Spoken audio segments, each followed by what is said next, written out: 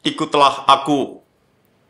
Itulah panggilan Yesus kepada Petrus ketika dia sudah menguatkan imannya melalui penampakan-penampakan, dan setelah Yesus menanyakan tentang kasihnya kepadanya dan juga perintah untuk menggembalakan domba-dombanya.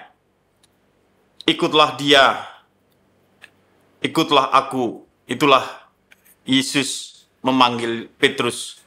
Dan Petrus menanggapi itu, dan juga murid yang dikasihinya juga dipanggil demikian. Karena ketika Petrus bertanya kepada Yesus tentang murid yang dikasihi, apa yang akan terjadi dengannya?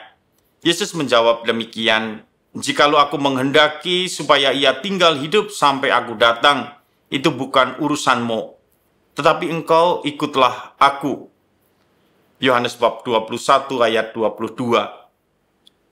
Yesus menghendaki Petrus untuk mempunyai fokus. Kamu tidak perlu mencampuri urusan orang lain, tapi kamu sendiri ikutlah aku. Dan perintah Tuhan ini, panggilan Tuhan ini juga menjadi panggilan kita semua. Walaupun kita juga sudah percaya, walaupun kita sudah beriman, walaupun kita sudah dibaptis, kita semua tetap dipanggil untuk tetap mengikuti Yesus. Di dalam mengikuti Yesus ini tentu kita harus mengenal Yesus dengan terus-menerus juga merenungkan Injil, merenungkan sabda Tuhan, mengenal hidup Yesus, dan mengikuti Yesus juga berarti kita meneladan apa yang dikatakan Yesus, apa yang dilakukan oleh Yesus, berbuat seperti yang dilakukan oleh Tuhan. Karena sebagaimana Petrus, kita juga dipanggil untuk melanjutkan apa yang disabdakan, apa yang dikerjakan Tuhan di dalam hidupnya. Yesus akan meninggalkan para rasul dari dunia ini, dan kemudian para rasul dan kitalah yang diharapkan melanjutkan untuk terus-menerus mewartakan kasih dan kebaikan Tuhan bagi semua orang.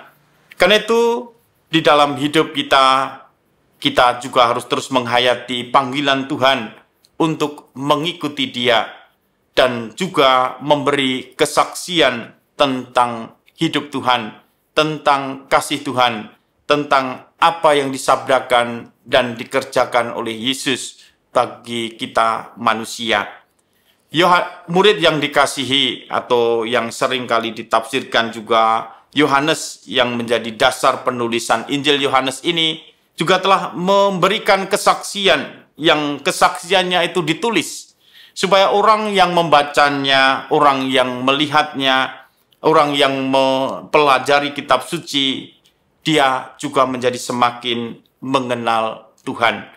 Nah, saudara-saudari yang terkasih, dengan berbagai cara dan dalam situasi hidup kita yang berbeda, kita tetap pertama dipanggil untuk setia mengikuti Yesus dengan mengenal dan juga mencintai Yesus, tapi juga dipanggil untuk memberikan kesaksian, mungkin melalui kemampuan kita bermedia sosial, menulis, ataukah kemudian juga media sosial, kita tetap dipanggil untuk memberi kesaksian tentang Yesus yang telah mengasihi kita dan yang telah mewartakan kebenaran kepada kita dan yang telah mengorbankan hidupnya untuk keselamatan kita.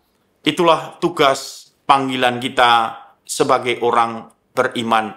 Ikutlah aku dan terus-menerus mewartakan kebaikan, kasih, dan kebenaran Tuhan. Tuhan memberkati.